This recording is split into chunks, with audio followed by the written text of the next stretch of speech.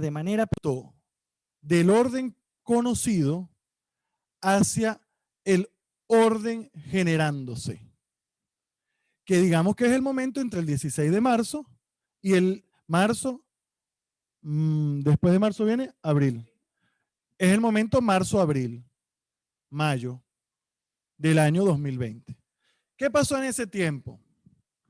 Bueno, muy sencillo.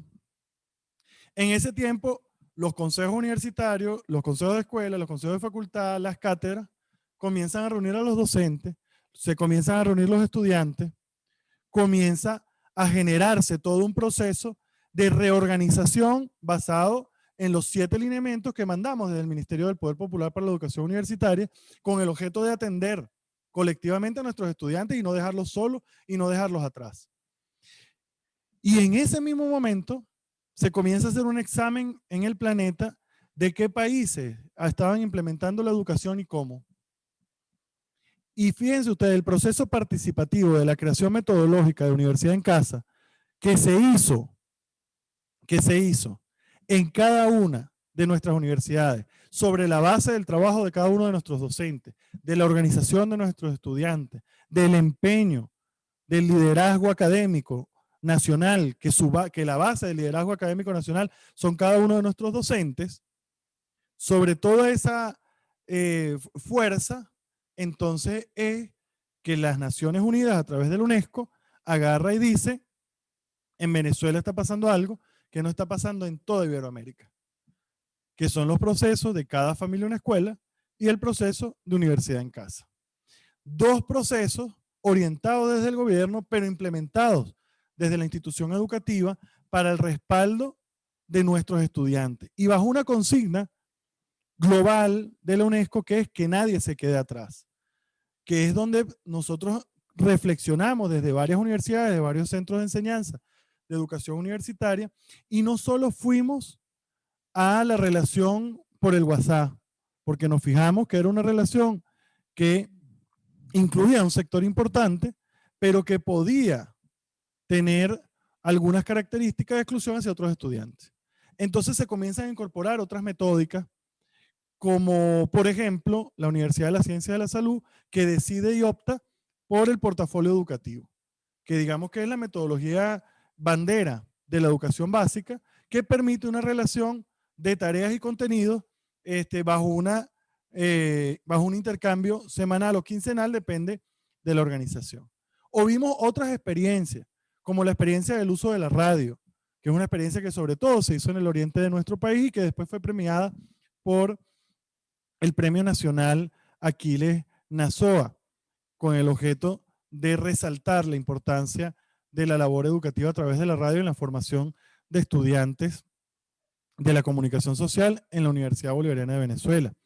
O el caso posterior que comenzamos a aplicar a partir del mes de septiembre, que fue que la Misión Sucre y la Universidad Bolivariana de Venezuela pasa a dar su programa de iniciación universitaria a través de un programa de televisión que es el programa Universidad en Casa, cuyo objeto era atender nada más y nada menos que una matrícula inicial de 63,000 estudiantes que estaban ingresando a la universidad entre esas 2 instituciones en el mes de septiembre del año pasado. Ahora bien, hablemos del caos creativo. Hablemos del caos que va del momento ese, porque todos lo vivimos aquí y yo he estado leyendo los comentarios. Nosotros pasamos del caos milenario, perdón, del orden milenario del salón, ¿verdad?, al caos tecnológico del siglo XXI. Fíjense ustedes,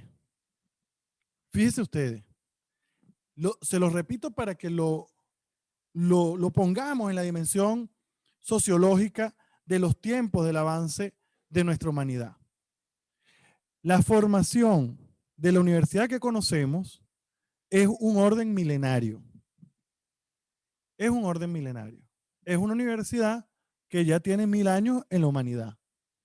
Poco más de 1000 años, pero digamos que podemos contar 1000 años de la sistematización del proceso de aula que nosotros conocemos actualmente, de la transmisión estudiante, profesor-estudiante, de los estudiantes organizados uno tras del otro, que reciben una cosa en un espacio cerrado, etcétera, que tienen que ir a un laboratorio, que incluso salen de su entorno sociocomunitario para poder ir a estudiar.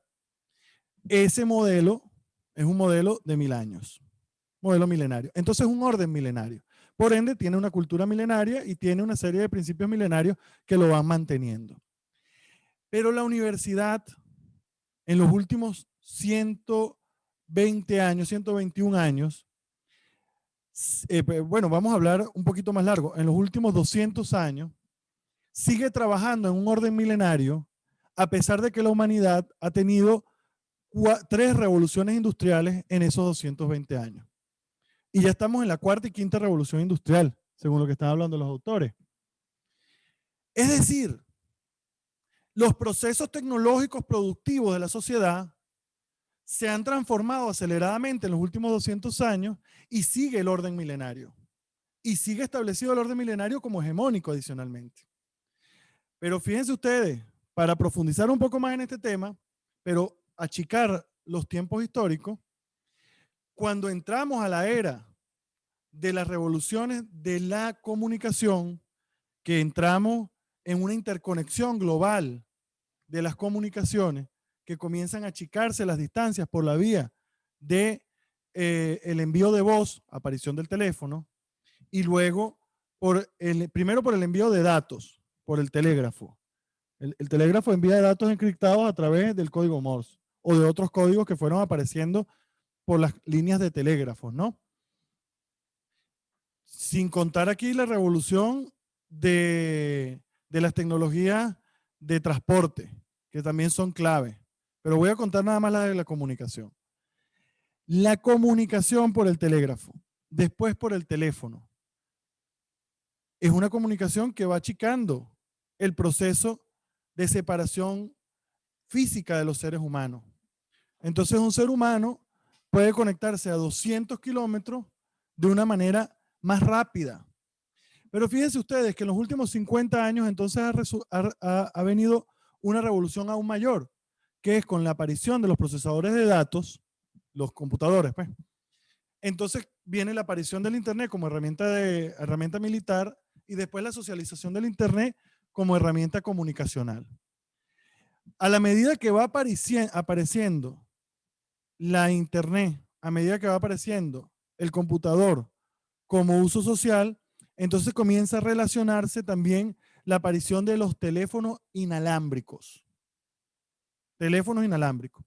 Y comenzamos a ver en las comiquitas de los años 70 y 80, ¿verdad? Como comienza a aparecer en las comiquitas de los 70 y 80, con los supersónicos, ¿verdad? Nos comienzan a enseñar una gente que se comunica desde los 80 a los 70. 70 son los supersónicos, ¿no? Más para atrás. 80, 90, los supersónicos. Yo veía los supersónicos, pero no sé de qué año era.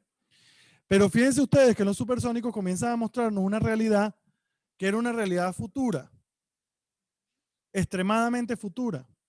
Y era en el futuro de lo imposible, porque era precisamente una producción de los 80, como para colocarse en un futuro que relativamente no imaginábamos que pudiera ser tan real. Ahora bien, es los 80. Imagínate tú, la comiquita es del año 62, me está pasando aquí el dato el diputado Leonardo Montezuma, miembro de la Comisión de Ciencia, Tecnología y Educación de la Asamblea Nacional, al cual he invitado para que forme parte de este evento. Muy agradecido por su presencia, diputado. Entonces, fíjense ustedes, en el año 62 se coloca un futuro de lo increíble, pero además porque hay una realidad objetiva, que es la realidad de la competencia entre las grandes potencias por la dominación del espacio. Y eso comienza a generar una creatividad sobre las tecnologías posibles. Pero aún así, la universidad seguía estando en el orden milenario. El salón, el profesor, el libro, los contenidos, la clase. Sigue el orden milenario. ¿Ves? Y ese orden milenario no se modifica radicalmente, ni siquiera con la socialización del Internet. Y después del proceso de la socialización del Internet, que ya es un proceso, años 90, ¿verdad? Y años 2000, digamos que podemos decir que es universalización del Internet. Los años 2000, ya en la entrada del siglo XXI, podríamos hablar de la universalización de la Internet. Ya es muy difícil que una persona del siglo XXI no tenga un correo electrónico. Además, porque lo necesita para trámites cotidianos, tanto en el banco como contra el Estado. ¿Ve? Contra el banco, contra el Estado, contra los particulares, contra el trabajo. Comienza a haber una serie de universalidad del uso de la Internet. Y dentro de la universalidad del uso de la Internet, comienza entonces también a desarrollarse la masividad de los equipos de conexión, que esto es un tema importante, porque la primera revolución del computador la desarrollan los PC personales que desarrolla Macintosh y que desarrolla IBM. Si mal no recuerdo, son estas dos grandes compañías. Pero después, con el desarrollo, con la aparición de los teléfonos celulares y con la incorporación de la Internet a los teléfonos celulares, entonces comienza a ver el mundo del Internet y los datos por el teléfono. Y el teléfono se comienza a convertir en un medio de información de amplio espectro para la ciudadanía. Y cuando hablamos de amplio espectro, hablamos de datos, hablamos de videos, hablamos de imágenes, hablamos de documentos que pueden ser relacionados en un solo aparato y en un tiempo de conexión absolutamente achicado. Al decirles que sencillamente esta misma videoconferencia yo puedo mandar el enlace para China y la estaría viendo en este momento compartiendo con nosotros la misma relación. Mientras que suceden todas esas cosas que ustedes conocen, que yo conozco, que hemos vivido, ¿verdad? Entonces nosotros tenemos que identificar. Ciérrame un poquito más la cámara que quiero compartir directamente con los compañeros. Entonces nosotros tenemos que relacionar que mientras que están sucediendo toda esta serie de transformaciones, mientras que están sucediendo toda esta serie de achicamientos de la distancia entre la persona y la Internet, la persona y el procesamiento de datos, la persona y los centros de almacenamiento de nuevos conocimientos, como lo es precisamente las grandes aplicaciones de Internet y las aplicaciones también de carácter libre de la Internet y la Internet alternativa del software libre y las redes de conocimiento que allí existen, mientras que se va achicando la distancia entre el ciudadano y esas cosas, la universidad sigue manteniendo el mismo orden milenario. ¿Ves? El mismo orden milenario. Y entonces la pandemia irrumpe con el caos tecnológico, que es el caos del siglo XXI. Digamos que el orden tecnológico como proceso de desplazamiento viene tomando espacio. ¿A qué me refiero con el orden tecnológico? La incorporación de teletrabajo no es nueva. La incorporación de educación a distancia tampoco es nueva. La educación por Internet tampoco es nueva. Eso no sucedió el año pasado. Pero su irrupción, que rompe el caos y el orden milenario del salón de clase, sí sucede en el año 2020. Es un hecho histórico, sociológico, político, pero además necesario para que la humanidad pueda tener medidas de prevención a la expansión del virus. Y por esa razón en Venezuela se adopta de una forma tan radical la suspensión de estas actividades de manera presencial, las actividades académicas de manera presencial y la adopción de metodologías en la distancia, metodologías online, metodologías con el uso de las tecnologías de la comunicación y la información. Y entonces lo que fue un enemigo del proceso del orden milenario, ahora se pasa a ser un aliado del proceso educativo de este nuevo tiempo, de esta nueva era, de la era de las comunicaciones, de la era de las tecnologías socializadas y de accesos más próximos a los ciudadanos y ciudadanas. Ahora bien, en ese sentido, nosotros tenemos que trabajar de manera acelerada en saber